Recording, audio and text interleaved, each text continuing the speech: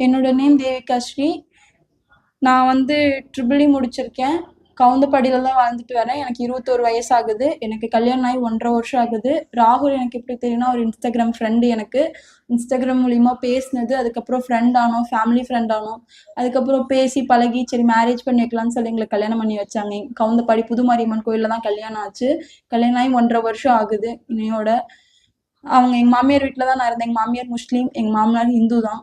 அவர் முறைப்படி தான் கல்யாணம் பண்ணணும்னு சொல்லி கோவிலில் தான் கல்யாணம் பண்ணணும்.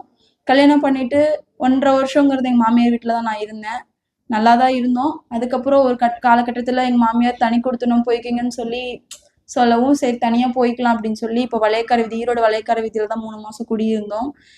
நல்லா தான் இருந்தோம். அவர் வந்து குடிப்பழக்கத்துக்கு அடிமையாயிட்டார். எங்க மாமியார் வந்து குடிக்க சொல்லி ஆரம்பத்துல சொன்னது, அவர் கேட்கும் போதெல்லாம் சரி போ சரி போன்னு சொல்லி சொன்ன ஒரு காரணம் இப்ப எனக்கு இந்த அளவுக்கு வந்து விடிஞ்சிருக்கு. நான் எங்க மாமியாருக்கு எனக்கு சண்டை, ஒரு ஏமா கொடுத்து காசு கொடுத்து குடிக்க சொல்றீங்க, கெடுக்குறீங்க, கேட்கும் போது கொடுக்குறீங்கன்னு சொல்லி நிறைய பிரச்சனை வந்திருக்கு. சண்டை எனக்கு என் மாமியாருக்கு அதில் தான் வந்துச்சு.